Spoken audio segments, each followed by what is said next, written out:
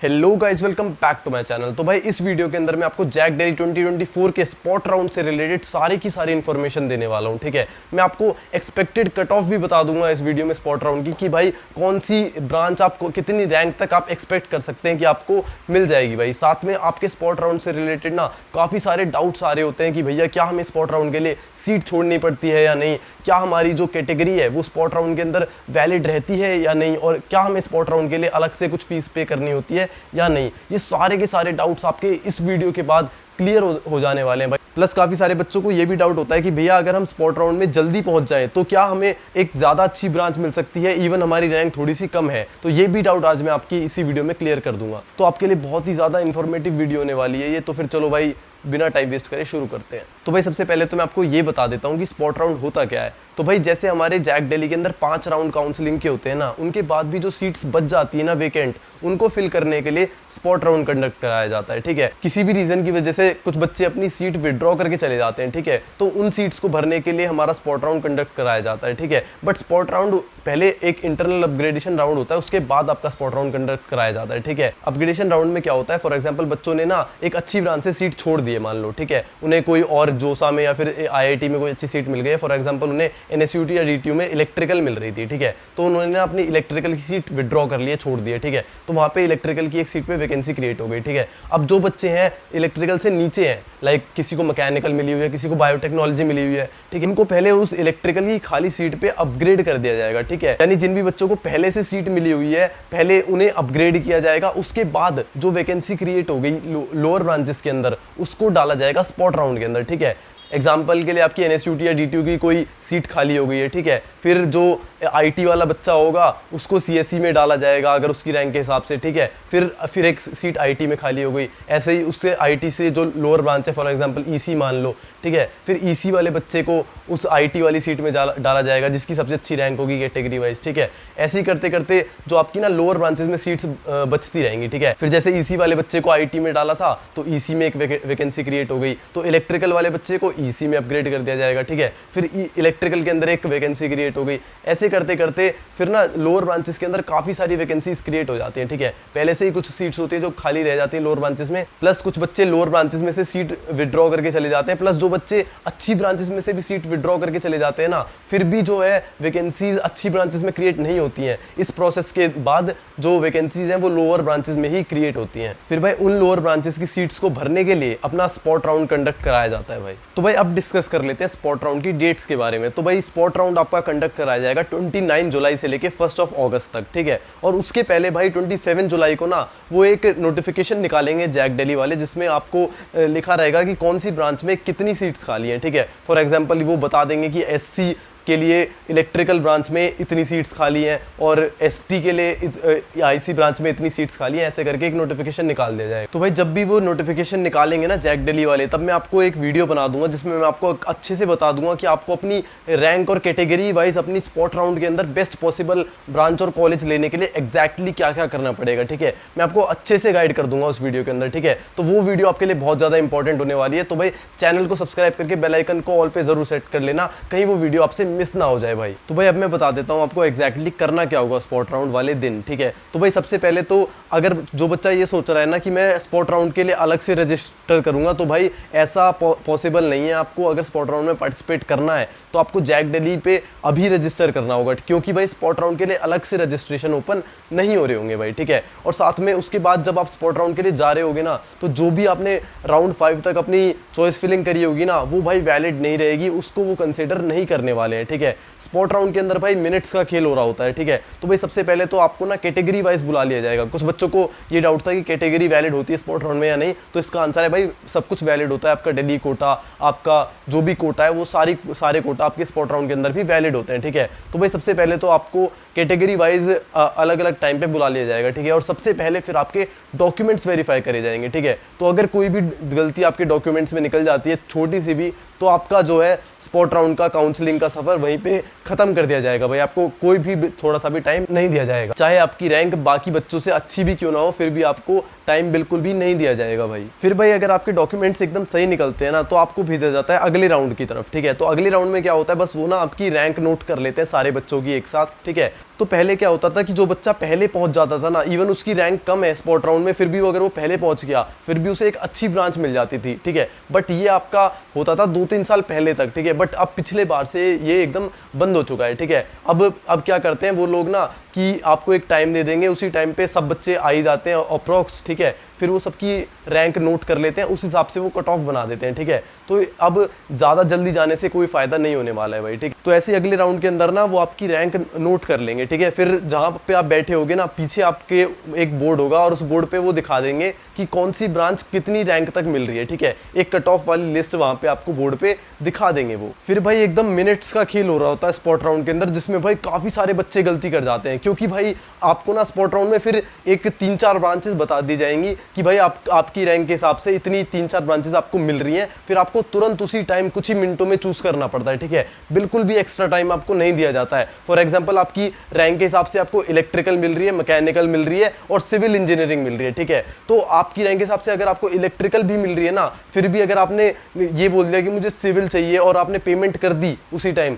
तो भाई फिर आपको सिविल ही मिलेगी। फिर चाहे आप कुछ भी कर लो, आपको इलेक्ट्रिकल नहीं दी जाएगी, इवन कि आपकी रैंक के हिसाब से आपको इलेक्ट्रिकल मिल रही थी भाई। तो भाई स्पॉट राउंड में की गई एक छोटी सी गलती की वजह से जो बच्चे को एक अच्छी ब्रांच मिल रही थी वो भाई नहीं मिल पाती है। तो भाई मैं नहीं चाहता ऐसा किसी के साथ भी हो, इसलिए भाई मैंने अपना पर्सनल काउंसलिंग सपोर्ट लॉन्च कर रखा है, जिसके अंदर हम आपको स्पॉट राउंड का पूरा सपोर्ट प्रोवाइड करते हैं। एंड भाई पिछले साल के स्पॉट राउंड में जिस भी बच्चे ने मेरा पर्सनल स्पॉट का सपोर्ट ले रखा था ना भाई, मैं उसके साथ फिजिकली प्रेजेंट था, ठीक है। फिजिकली मैं उनके साथ गया था स्पॉट राउंड के अंदर, उनको मैंने हेल्प करी कि उनकी रैंक के हिसाब से एक बेस्ट पॉसिबल ब्रांच में उनको दिलवा पाऊँ, ठीक है। मैं खुद उनके साथ स्पॉट राउंड पे गया था, ठीक है, जिसकी वजह से उनकी बहुत ज्यादा हेल्प हो पाई भाई, ठीक है। बहुत सारे बच्चों ने भाई मुझे थैंक यू बोला कि भाई मैं फिजिकली उनके साथ प्रेजेंट था स्पॉट राउंड पे, जिसकी वजह से उनको एक अच्छी ब्रांच मिल पाई, ठीक है भाई। एंड भाई इस साल भी मैं पूरी कोशिश करूंगा उन बच्चों के साथ फिजिकली स्पॉट राउंड में प्रेजेंट होने की, जिसकी वजह से मैं उनको एक अच्छी ब्रांच स्पॉट राउंड के अंदर दिलवा पाऊं भाई। साथ में भाई काफी सारे बच्चों की सीट कैंसिल हो जाती है हर साल, क्योंकि उनके डॉक्यूमेंट्स में कुछ ना कुछ दिक्कत निकल जाती है, ठीक है। जो बच्चों को पता नहीं होता, उनको लग रहा होता है मेरे डॉक्यूमेंट्स में, तो भाई इसी सपोर्ट के अंदर मैं आपके डॉक्यूमेंट्स भी वेरीफाई कर रहा हूँ, ठीक है। साथ में आपको मेरा पर्सनल नंबर दिया जाएगा, जिससे आपको कभी भी कोई भी डाउट आ जाए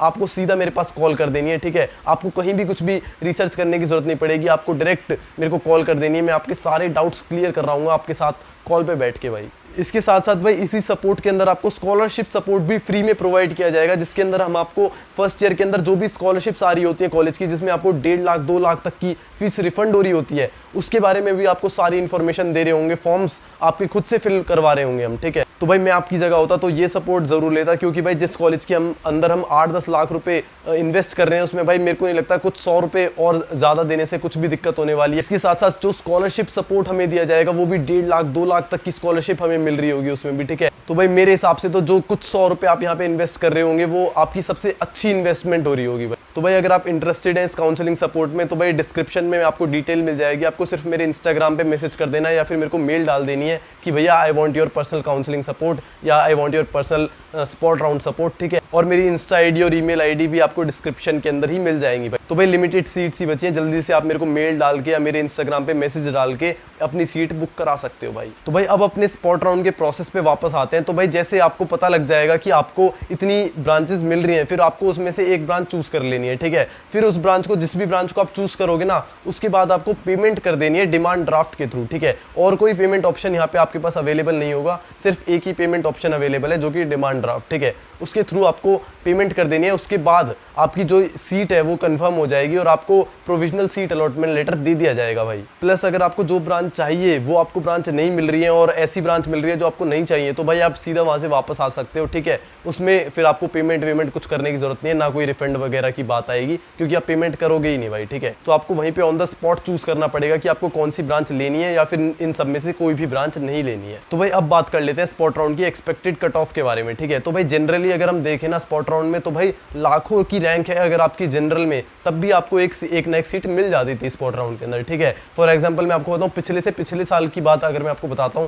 तो बच्चों को ना 4-4, 5-5 lakh rank in general category में भी NSUT DTU में एडमिशन मिल गया था भाई, ठीक है। जो ब्रांचेस थी, लाइक जो NSUT की वेस्ट कैंपस की ब्रांचेस थी, मीव ब्रांच हो गई, अपनी सिविल GI ब्रांच हो गई, इसमें 5-5, 6-6 लाख रैंक वाले बच्चों को भी एडमिशन मिला था जनरल से, क्योंकि भाई इन ब्रांचेस की जो सीट्स है ना खाली चली जाती हैं, ठीक है। फॉर एग्जांपल जो आपकी 80 बच्चों की स्ट्रेंथ है ना, उसमें जो अभी भी जो थर्ड ईयर वाले बच्चे हैं ना, सेकंड ईयर वाले बच्चे हैं, वो अप्रोक्स आपके 15-20 बच्चे पढ़ रहे हैं, ठीक है, जबकि सीट थी 80, तो वो सीट खाली चली गई, ठीक है। तो फिर आपकी कितनी भी ज़्यादा रैंक थी वो आपको सीट मिली जानी थी, ठीक है भाई। एंड भाई जो बाकी लोअर ब्रांचेस होती थी NSUT DTU की, फॉर एग्जांपल बायोटेक्नोलॉजी हो गई, सिविल केमिकल एनवायरमेंटल हो गई और IGDTU की ब्रांच हो गई, इनमें भाई 2-2, 3-3 लाख रैंक तक जनरल में भी एडमिशन आराम से मिल जाता था भाई। और अगर कोई कैटेगरी है फिर तो भाई 5-5, 6-6, 7-7, 8-8 लाख रैंक पे भी मैंने एडमिशन मिलते हुए देखा है भाई, अगर कैटेगरी है तो स्पॉट राउंड के अंदर, ठीक है। बट ये तो बात हो गई पिछले से पिछले वाले साल की, ठीक है।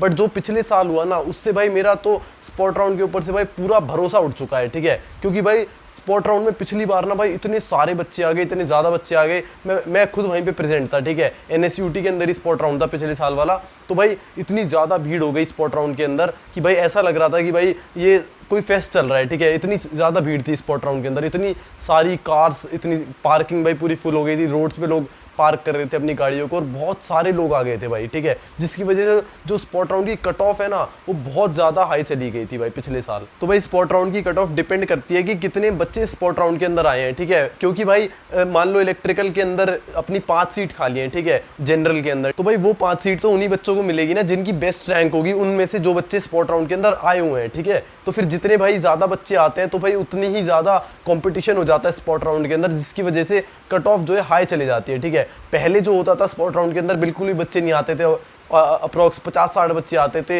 हर कैटेगरी के अंदर, इस वजह से स्पॉट राउंड की कट ऑफ बहुत ही ज़्यादा लो जाती थी, ठीक है। बट पिछले साल ऐसा हुआ कि बहुत सारे बच्चे स्पॉट राउंड के अंदर आ गए, इस वजह से जो है कट ऑफ बहुत ही ज़्यादा हाई चली गई स्पॉट राउंड की, ठीक है। मैंने देखा 40-40, 50-50 हज़ार रैंक वाले बच्चों को बायोटेक मिल रही है NSUT के अंदर, ठीक है। तो इतना कॉम्पिटिशन था कि 50-60 हज़ार रैंक वाले बच्चों को बायोटेक मिल पा रही थी, ठीक है। बट भाई पिछले साल स्पॉट में अगर हाई कट ऑफ गई थी ना, तो जो स्पेशल स्पॉट राउंड हुआ था ना, उसमें दोबारा से लो कट ऑफ चली गई थी, ठीक है। क्योंकि भाई ज़्यादातर बच्चे ना स्पॉट राउंड के अंदर आए, फिर वो भाई डिसअपॉइंटेड हो गए, ठीक है। फिर वो स्पेशल स्पॉट राउंड के अंदर आए ही नहीं, ठीक है, जिसकी वजह से स्पेशल स्पॉट राउंड के अंदर बहुत ही ज़्यादा लो रैंक पे भी अच्छे से एडमिशन मिल रहा था, ठीक है। मैंने खुद भाई कॉल करते हुए सुना था उन्हें कि भाई 7-8 लाख रैंक वाले जो भी SC बच्चे हैं वो भी आ जाओ, उन्हें भी BT या फिर मतलब NSUT की वेस्ट कैंपस की ब्रांच मिल जाएगी भाई, ठीक है। वो ऐसे कॉल करते हैं कि इतनी रैंक वाले बच्चे आ जाओ, इस रूम के अंदर ये वाली ब्रांच खाली रह गई है, ठीक है। तो भाई डरने वाली उतनी भी ज़्यादा बात नहीं है, क्योंकि भाई पिछले साल भी स्पेशल स्पॉट राउंड के अंदर लो कट ऑफ ही गई थी भाई, ठीक है, क्योंकि बच्चे नहीं आए थे, ठीक है। तो फिर भी भाई अगर मैं आपको एक्सपेक्टेड कट ऑफ बताऊं तो भाई अगर आपकी